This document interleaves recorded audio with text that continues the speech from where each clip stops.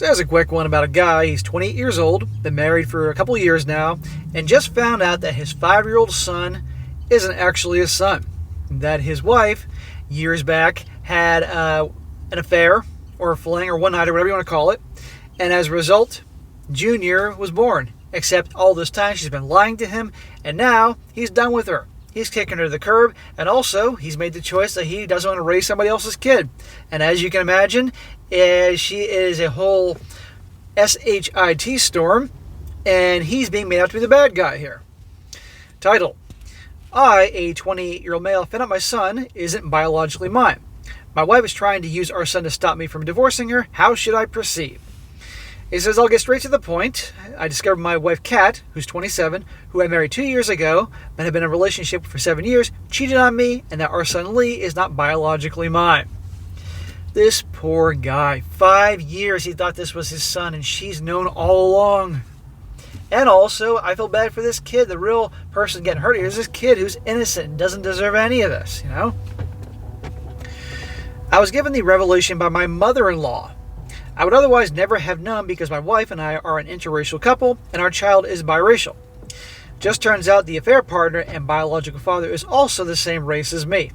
According to her, my wife confessed to her mother a year ago out of guilt. Mother-in-law wanted my wife to tell me directly, but I guess after failing to do so for a year, she took the initiative to tell me herself. Well, I'm glad the mother-in-law told you, and that's rare, but a year? I took a DNA test and have confirmed that the son is in fact not mine. I confronted Kat, who confessed to everything. I guarantee you, she did not confess everything. The affair partner was a regular customer from her retail job. She claims it was a once-off from a moment of weakness and that she never loved the affair partner and that she ended things years ago.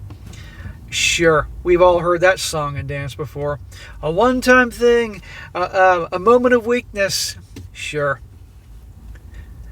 I looked up the affair partner, who has a public Facebook profile, and my son's physical resemblance to him is extremely apparent. Mother-in-law has pleaded with me to stay and try to make things work. I've considered, and I just don't think I have it in me to stay in the relationship. And you can't blame this guy one bit. She's been lying to him all these years and let him marry her knowing this and knowing darn well that it was a strong possibility or knew outright that this child was not his. Good Lord, do you know how many kids out there that are probably not their father's sons or daughters out there if guys took tests? Holy crap. This poor guy. Last week I consulted a lawyer to initiate the divorce. Where I live is a no-fault divorce, so Kat's infidelity is pretty irrelevant. But I do have a prenup for all my premarital assets. I inherited quite a lot from my grandfather who passed away when I was 21. Now I know why she got together with this guy. Now I know why she made sure that he married her, and obviously the affair partner isn't the one raising this kid because this guy's got money. Now we can see what's going on here. So it's mostly just the marriage assets that will be divided. I've also instructed my lawyer to attempt the process of removing my name from my son's birth certificate. I can't blame this guy at all. Whether that actually happens or not, who knows? Now, I'm not a monster.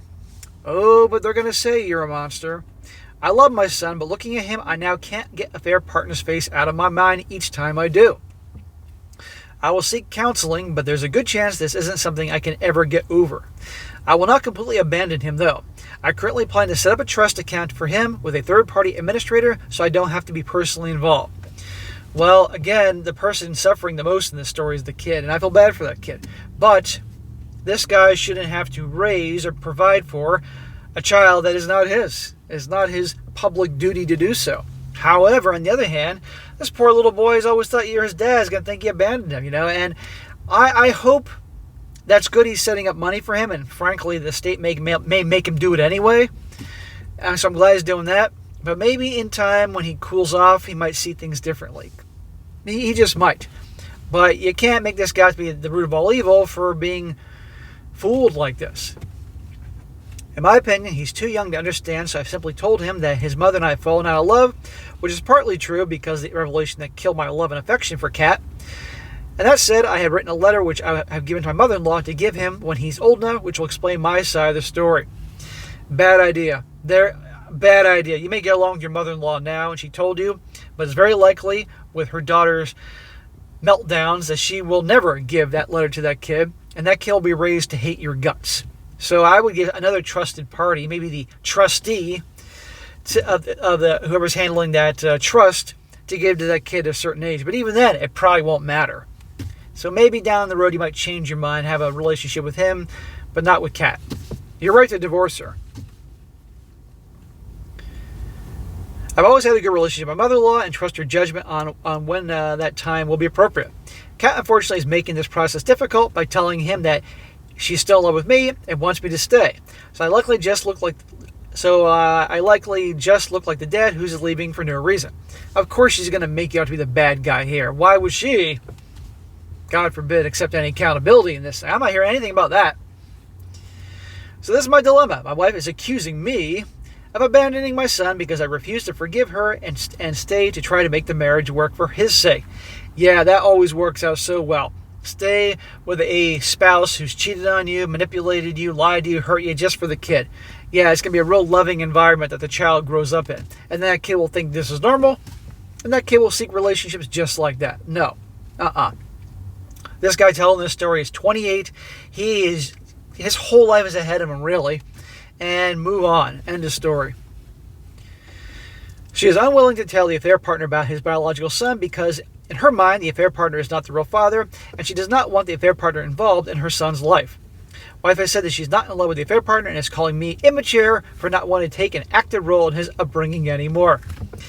Well, again, the old joke about the gals and accountability. You're the bad guy here. How about her who cheated on you? Who probably wasn't just that one time of her, making a mistake. Who kept this from you all these years. Who married you knowing full well she cheated on you. Who married you full well knowing that kid, there's a possibility the kid isn't yours, or knowing full well the kid isn't yours. And this guy's the bad guy here. But of course, the narrative is that man is always the bad guy here. Ridiculous. What should I do in regards to my wife Kat and my non-biological son Lee? Well, what I think he should do is follow his lawyer's advice. Definitely divorce her. It's toast. I like the idea of setting up a trust for the kid because you got the money and you do care for the kid, but also the fact that he is not your biological kid and you've been fooled all these years. And I like the idea of a letter, but I would not give it to the mother-in-law, and go from there. But I hope maybe one day you might change your mind. But that kid will never forgive you, because he's 5 years old, and that kid, and I felt bad for the kid, but this guy, it's one of those no-win situations, If he stays with her, he doesn't win, he loses. If he raises the kid, he loses because that's somebody else's kid. If he leaves money for the kid but goes away, then he still loses because he's the villain for leaving. You see what I mean?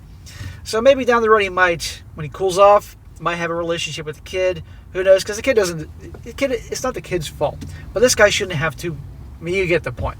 So I would stick with his plan and definitely be done with the freaking wife. She's a piece of garbage and all that.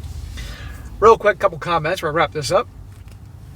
One guy says, I would continue what you're doing, but with one change. I wouldn't trust that letter to the mother-in-law. You never know what could happen. She could pass away, or your soon-to-be ex will find out. Give copies of your letter to a few people you trust and your lawyer with instructions to give him when he's older. There you go. Another guy says here, he says, dude, you're actively doing the correct thing in divorce. Your mother-in-law is the boss. You need to listen to your lawyer, only communicate through them. Block them on all this point further. Actually get a second phone and number, and keep the old phone with your current number. Activate until divorce is finalized. That way you only contact on that and you don't have to worry about harassment. I would also ask your lawyer their advice and continue on contacting the affair partner and letting him know about the child, because this could get very messy otherwise. Yeah, at the end of the day, the state likely is not going to want to have to pay for this kid. They're going to want somebody to pay. Either this dude here, or in some cases, the affair partner. Who knows? But if this guy's name is on the birth certificate for 5 years, I wonder how that's going to go. Because depending on where he lives, and after 5 years, the state may say, tough shit. We don't want to pay for him. If you're planning to set up the trust for the kid, I would suggest a second copy of the letter to be held with a trustee. I'm not saying mother-in-law won't keep her promise, but what if she becomes ill or gets hit by a bus? Her estate will be given to the daughter, and if she finds a letter, do you believe she'll be honest and keep it from her son? Yeah, she would never tell that kid. She's going to make this guy out to be the villain here, even though she is the villain here. So I wish this guy the best, but yet another example of why it should be almost mandatory that DNA tests are done. But then again, you probably have 40% of the population at least finding out that, oh shit, that's not my kid or not my daughter. Anyway.